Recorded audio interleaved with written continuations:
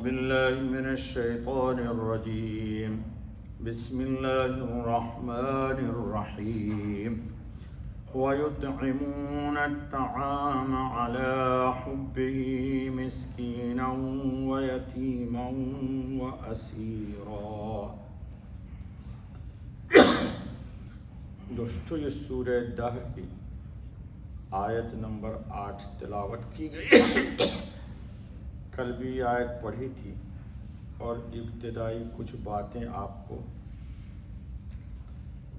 حضرت خاتم النبیین علیہ الصلاۃ والتسلیم کی حدیث کی شکل میں سنایا تھا کہ ہمارے حضرت نے ارشاد فرمایا کہ ہمیں کھانا کھلاؤ، مسلمان ایک دوسرے کو سلام کریں، اور رات میں جب سو جائیں لوگ تو نفل کا اہتمام کریں، اور ایک روایت کے اعتبار سے گفتگو میں نرمی اختیار کریں، اور قیامت کے دن جنت میں کودتے پھاندتے چلے جائیں۔ آیت کا ترجمہ ہے اور کھلاتے ہیں کھانا، وَيُطْعِمُونَ الطَّعَامَ عَلَىٰ حُبِّهِ، اس کی محبت پر، یعنی کس کی؟ اللہ کی، مسکینم محتاج کو، ویتیمم اور یتیم کو، واسیرن اور قیدی کو۔ حضرت ابن عباس رضی اللہ تعالیٰ عنہ کا قول ہے کہ اس آیت کا نزول حضرت علی کرم اللہ وجہہ کے حق میں ہوا تھا۔ حضرت علی رضی اللہ تعالیٰ عنہ نے ایک یہودی کی مزدوری کر کے کچھ جو حاصل کیے، اور ان میں سے 1/3 پیس کر گھر والوں کے کھانے کے لیے کچھ کھانا تیار کیا۔ جو ہی کھانا پک کر تیار ہوا، ایک مسکین نے آ کر سوال کیا، گھر والوں نے وہ کھانا اس کو دے دیا۔ دوبارہ پھر 1/3 جو پکائے گئے، کھانا پک کر تیار ہوا تو ایک یتیم نے آ کر سوال کیا، گھر والوں نے وہ کھانا اس کو کھلا دیا۔ 2 دن ہو گئے۔ تیسری بار باقی جو پکایا گیا اور پک کر تیار ہوا تو ایک مشرک قیدی آ گیا، ایمان والا نہیں، مشرک قیدی، اور سوال کیا، گھر والوں نے وہ کھانا اس کو دے دیا، اور سب اس روز بھوکے رہے۔ سب اس روز جی۔ اب سنیے، ثعلبی نے ابن عباس کا قول نقل کیا ہے کہ ایک بار حضرت حسن رضی اللہ عنہ اور حضرت حسین دونوں بھائی بیمار ہو گئے۔ رسول اللہ صلی اللہ علیہ وسلم خاتم النبیین عیادت کے لیے تشریف لے گئے، اور حضرت علی کرم اللہ وجہہ سے فرمایا، ابو الحسن، اگر تم اپنے بچوں کی صحت کے لیے نظر مان لو تو بہتر ہے، یعنی منت۔ حضرت علی کرم اللہ وجہہ، حضرت فاطمہ رضی اللہ تعالی عنہ اور حضرت فضہ رضی اللہ عنہ، یہ ان کی نوکرانی ہے، نے نظر مان لی کہ اگر ان دونوں کو صحت ہو گئی تو ہم 3 روزے رکھیں گے۔ تینوں نے نظر مانی۔ حضرت علی رضی اللہ تعالیٰ عنہ، حضرت فاطمہ رضی اللہ عنہ کی خادمہ کا نام فضہ رضی اللہ عنہ تھا، چنانچہ دونوں صحت یاب ہو گئے، مگر اس روز ان حضرات کے پاس کھانے کو کچھ نہیں تھا۔ حضرت علی رضی اللہ تعالیٰ عنہ نے شمعون خیبر کے ایک یہودی سے 3 سا تقریباً 12 سیر جو قرض لیے، کچا سیر جو ہوتا تھا گاؤں میں۔ حضرت فاطمہ رضی اللہ تعالیٰ عنہ نے 1 سا جو کا آٹا پیسا اور 5 روٹیاں پکا کر گھر والوں کے سامنے روزہ افطار کرنے کے لیے رکھ دی۔ کتنے لوگ تھے؟ 5۔ علی رضی اللہ عنہ، ان کی اہلیہ فاطمہ اور فضہ اور حسن اور حسین۔ اتنے میں ایک مسکین آ کر کھڑا ہو گیا، گھر والوں نے اس کو اپنے اوپر ترجیح دی اور روٹیاں اس کو دے دی، خود پانی کے سوا کچھ نہیں چکھا، اور رات یوں ہی گزار دی، اور صبح کو روزے رکھ لیے، چونکہ منت کا روزہ تھا، مسلسل رکھنا تھا۔ شام ہوئی تو گزشتہ دن کی طرح کھانا پکا کر سامنے ہی رکھا تھا کہ ایک یتیم آ گیا، سب کھانا اس کو دے دیا اور رات یوں ہی فاقہ سے گزار دی اور صبح کو روزے رکھ لیے.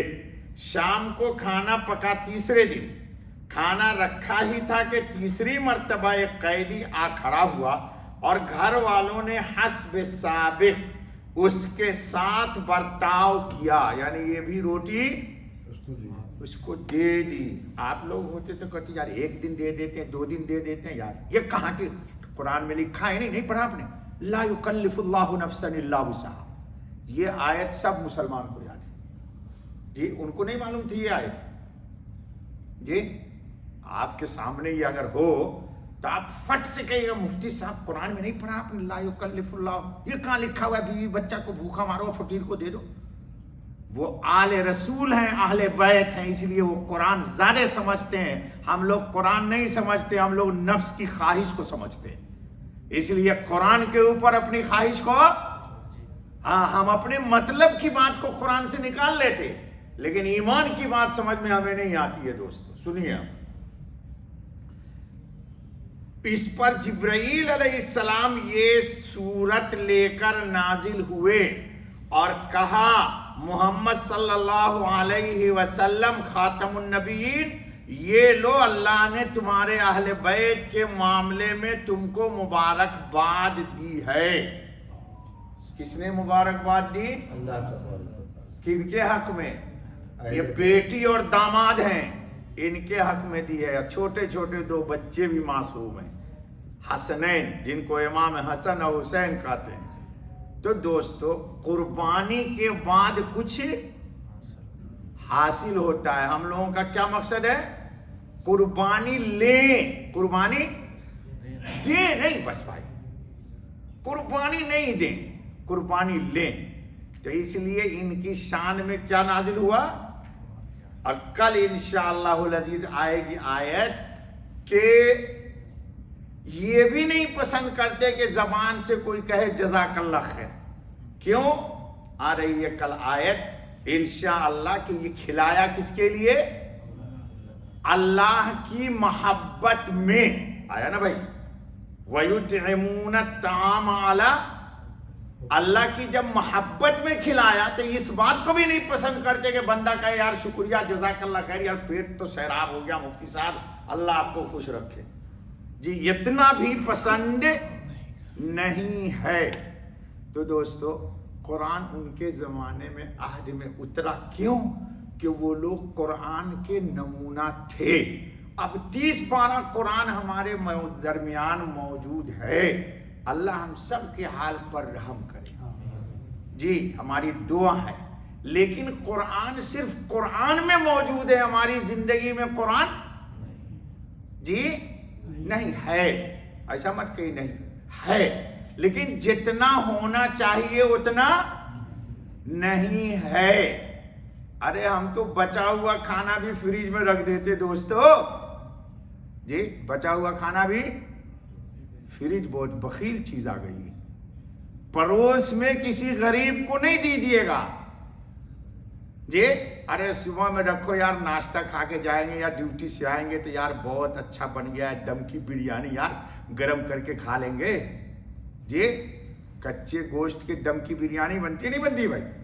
کل کھائیں گے نا یار مزہ آئیں گے. بلکہ بعض دوستاں بولتے، دوستاں کیا کہ یار آج کی بریانی کل زیادہ ٹیسٹی ہوتی ہے جی.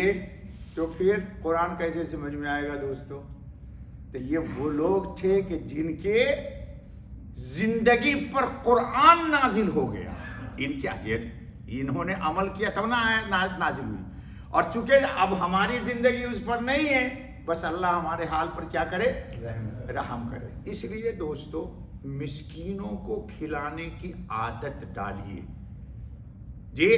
کبھی کبھی جو لوگ فیملی والے ہو، میں پہلے بھی بتا چکا ہوں، ایک مرغی پکا لو، 2-4 روٹی پٹھان کے یہاں سے 10 لے آؤ، اور یہ لوگ بیٹھے رہتے ہیں نا وہ ٹرک والے سب حمالی لوگ، ان کو جا کر کے اللہ کے لیے کھلا دو جی. لیکن مشکل یہ ہے کہ ہماری میڈم تو ہم ہی کھانا مشکل سے پکاتی ہے. ہاں بولتی آج موڈ نہیں ہے ذرا تم ادھر ہی سے کھانا لے کے آ جاؤ. آپ بھی نہیں بولتی, ہماری بیگم ہم کو آپ بولتی ہے, اور آپ لوگوں کی بیگم آپ کو تم بولتی ہے. کیا بولتی ہے؟